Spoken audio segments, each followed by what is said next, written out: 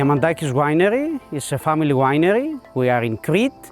We are situated in Heraklion area. We had our first vintage in 2008, and we produce wines from local and international grapes. Oak barrels are very important in winemaking.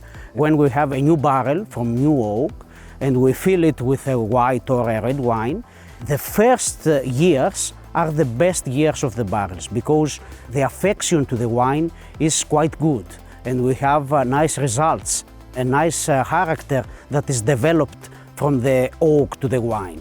After 3 or 4 years, we have to replace them. So this is the main problem. The cost of the oak barrel is very high, so it's very important for winemakers to know how many years they could use them. So if we find a solution to reduce this cost, will be very, very important for all the winemakers.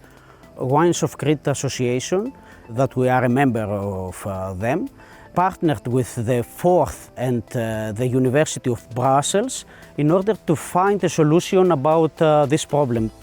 Using photonics, they developed a fiber sensor to determine when the oak barrel needs to be replaced. The European Photonics Innovation Programme has been the ideal instrument to enable us to collaborate with the University of Brussels in order to provide technology to wines of Crete and examine how photonics can help assess the condition of oak barrels used in wine aging.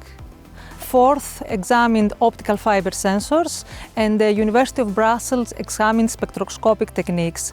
And we have now reached the stage of preliminary findings, so we are keen to continue examining both techniques because both have distinct advantages that can be further investigated.